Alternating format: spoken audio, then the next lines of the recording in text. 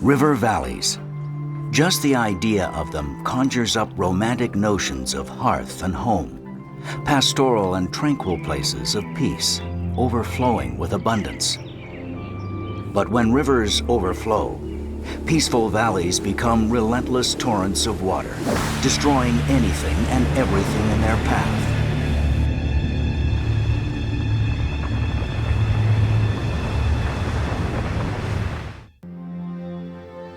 The Red River Valley, 116,000 square kilometers stretching from South Dakota to Manitoba. Its source, the Red River, one of the only major rivers on the continent to flow northward, born from a prehistoric glacial lake that once covered the prairies. It is home to some of the richest farmlands in Canada and hundreds of thousands of people. But the valley is a valley in name only. The basin is very, very flat. It averages, the Red River slope averages about a half of a foot per mile. The flatness of the land makes it ideal for farming, but it also leaves it wide open to disaster. The river itself is designed by nature to carry a certain amount of water.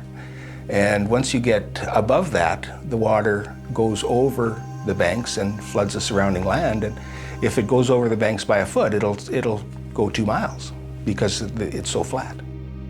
The river was a very strong factor in our life. Every spring we looked at it quite nervously to see what was going to happen. In 1950, Sandra Birdsell is an 8-year-old girl living with her parents and 10 brothers and sisters in the farming community of Morris, Manitoba. The 1,500 people who live in Morris have seen their share of floods.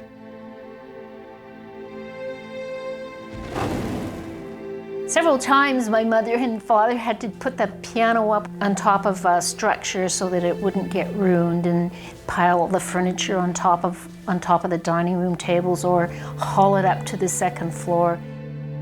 Floods have in fact forced Sandra's family to leave their home 4 times. But most years, the flooding is manageable.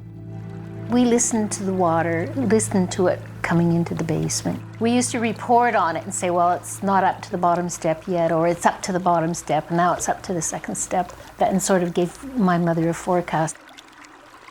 But while people in rural areas watch for signs of flooding each spring, residents of Winnipeg aren't very concerned. The last major flood happened more than 100 years earlier, in 1826. So by 1950, Winnipeggers aren't expecting anything serious to happen. Harold Loynes is a 29-year-old businessman living with his wife Marion in a middle-class suburb of Winnipeg in 1950. Loynes has saved long and hard to afford his house, and though modest, it's a source of great satisfaction. We were married in 1944, and this was our first house. Even though it was small, we were proud of it. His house is built on low-lying ground, but Loynes isn't concerned. But what he and most other Winnipeggers don't know is that by the end of March 1950, water levels on the American side of the valley are already 35% higher than the year before. A terrible chain reaction is beginning.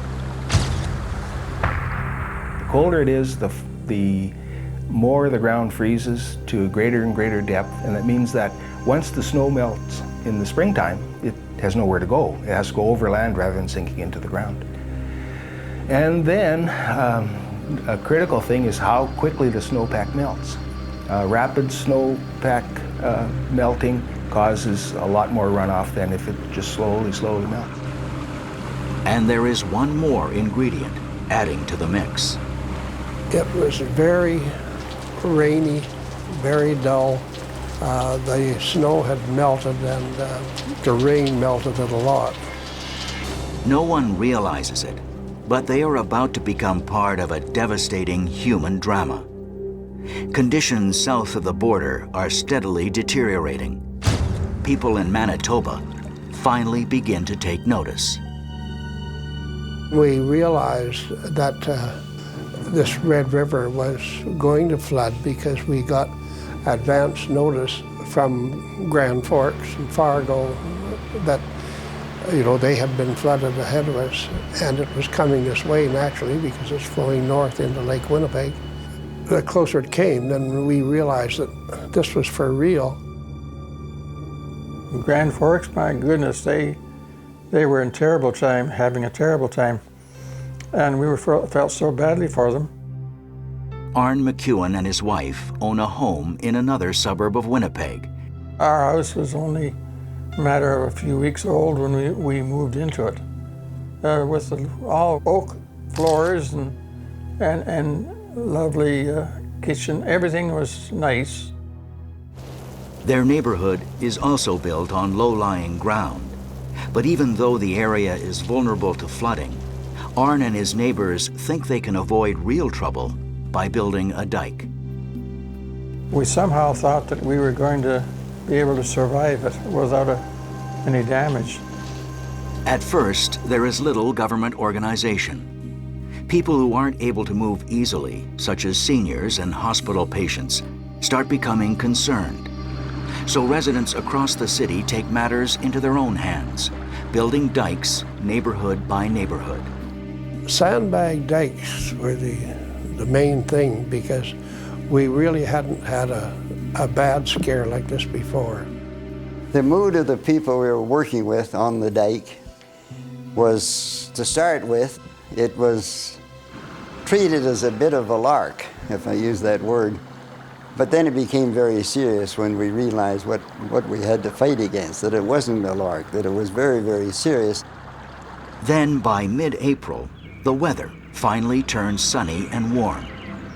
In Winnipeg, with the dikes mostly in place, spirits also take a turn. We felt we were home free and there was nothing to worry about. People could sit out in the back and enjoy the sunshine. They have no idea that in just a few days, they will be racing to save their city and everything they own. In April of 1950, Winnipeggers are watching the weather very closely. There's been an unusually quick thaw after a cold winter. And the warm weather has changed again, with more rain and wet snow falling. Ideal conditions for a major flood. We sort of knew we were going to get it, but the question was how much and when. So far, officials have been downplaying the danger. In fact, it isn't until mid-April that a hastily prepared disaster system is announced, prompted by the now rising levels in southern Manitoba. But in Morris, Sandra Birdsell's family has been watching the levels more closely than ever before.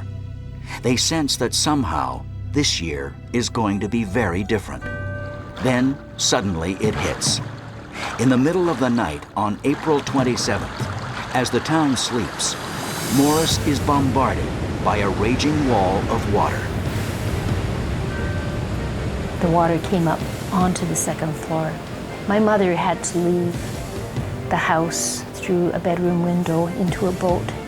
My mother was actually dragged out an upstairs window because she did not want to leave her house. Overnight, Morris is transformed. The entire town underwater.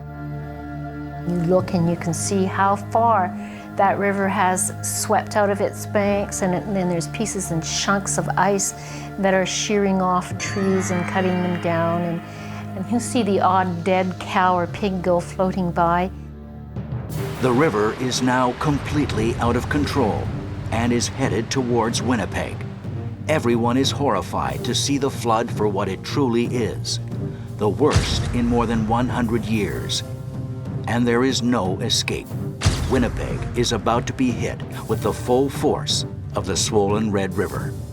It was like a huge wall, and we thought we were safe as a bug in a rug there. We thought we were safe. And then I noticed one day a trickle of water coming underneath the dike, coming through the sandbags at the bottom of this here huge wall. Then on Friday, the 5th of May, the water rises 15 centimeters in a matter of hours, making it impossible for sandbaggers to keep up. Black Friday has arrived. It blew. The dike just imploded. As Winnipeggers watch in horror, one by one, every dike in the city breaks. Water rushes into Winnipeg with a force and a volume that no one is prepared for. Within a few minutes, the house was well underwater. We ended up on the 2nd floor in our house with the water right just below us. And that's where we lived during the flood. All I could think of was that, well, there goes my house. We realized that the water was coming up over the 1st floor. We got a truck and loaded every piece of furniture we had into the truck. It was all water. You couldn't see any streets, sidewalks, or anything, or road. Loyens takes his wife to higher ground while he continues to help in any way he can. As soon as the water got up to, our basement was nearly filled, I moved her out. I said, you go and stay with your parents, and I'll come when I have to. He is scheduled to watch over a friend's house in an area not yet flooded. But with his own home needing care, he switches shifts with another volunteer, 26-year-old Scotty Ogg. It is a fateful decision. He was a single man, early 20s, big-built man, good-looking gentleman. Scotty Ogg is keeping watch with 2 other men, Gil Scholes and Bill Taylor. At 10 that night, the 3 of them are in the house. Scotty Ogg is standing near the top of the basement stairs, watching the water rise. The other men are standing just above him when disaster strikes. With no pre-warning, there's no pre-warning at all, but the dike that had been built behind the houses broke, and the water just came in, pushed the back door right in, and Bill Taylor grabbed Gil Scholes and threw him on the kitchen floor, and he reached for Scotty, but by that time he was washed down into the basement, and there was no way of saving him.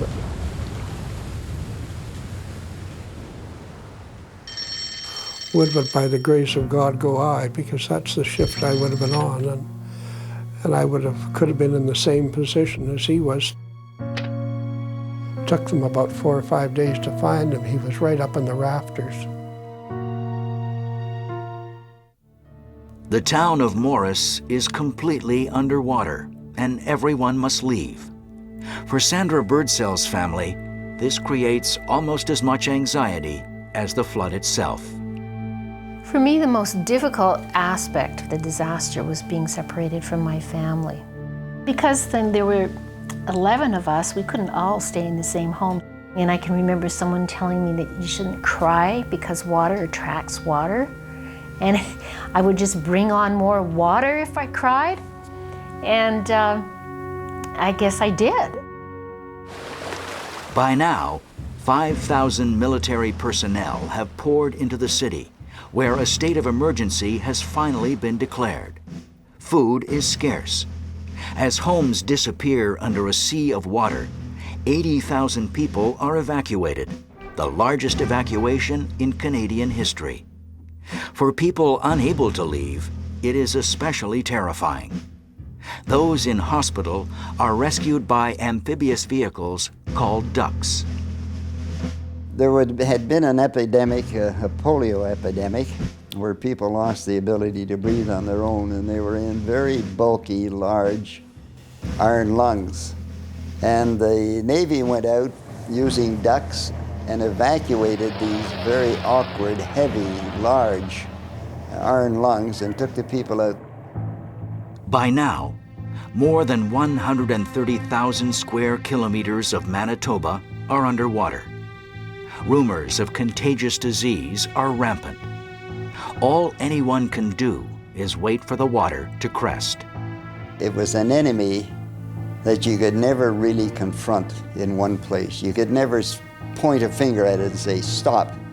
It was so relentless, and there was no way you were going to change it other than try and build those dikes.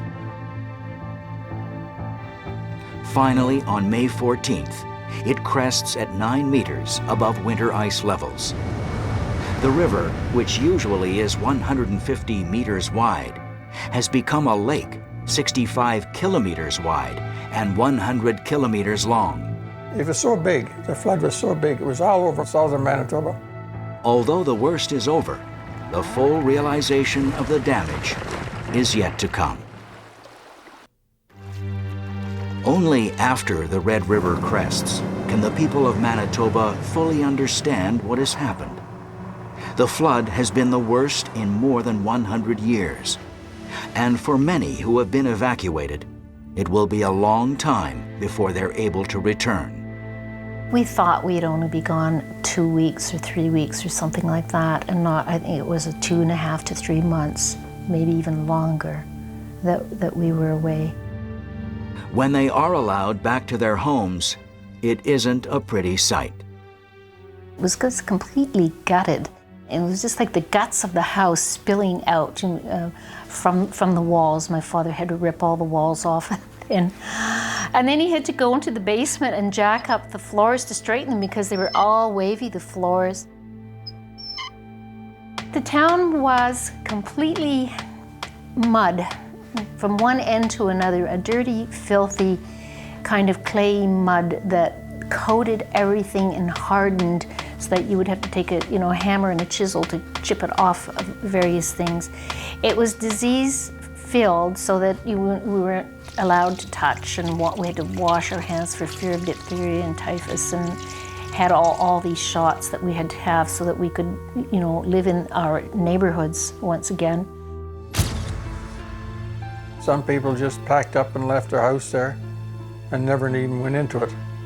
I know of 1 or 2 families, they never looked back. They just closed the door, locked it, and moved out, and said, that's it. The flood has in fact ruined more than 10,000 homes in Winnipeg alone. Water damages are estimated at $50 million, close to $1 billion in today's figures. The Winnipeg flood was very well documented and publicized in other parts of North America, and many, many people contributed money.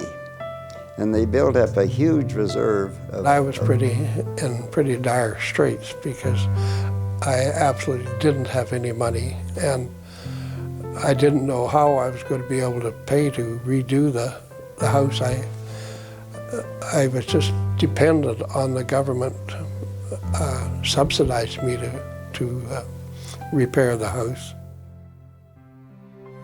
We thought we were going to be absolutely bankrupt until the Canadian government set in to help us out.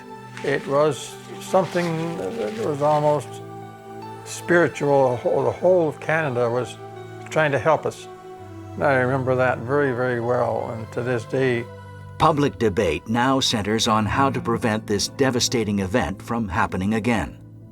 A royal commission is established and advises a floodway built to divert water away from Winnipeg.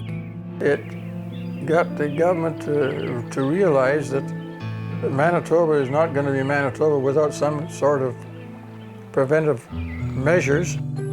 The newly elected Conservatives, led by Duff Roblin, start building the floodway in 1962. Nicknamed Duff's Ditch, it is finally completed in 1968 at a price of $63 million. First regarded as a waste of money, it has proved itself year after year. One of those times was in 1997, when the Red River once again overflowed its banks, this time with a much greater amount of water than even the 1950 levels. But the floodway minimized the damage and the danger for Winnipeg. The 1950 flood flooded about 10,000 homes in Winnipeg. The 1997 flood I think, flooded 9 homes in Winnipeg. Give you some perspective. The devastation, 100,000 people evacuated in the 1950 flood. Perhaps 10,000 in Winnipeg were evacuated during the 1997 flood. For those who lived through the 51 days of devastation, fear, and back-breaking work in the flood of 1950, it may be hard to think there could be anything worse. Yet even with the tremendous havoc it created, there is not much evidence of the flood today.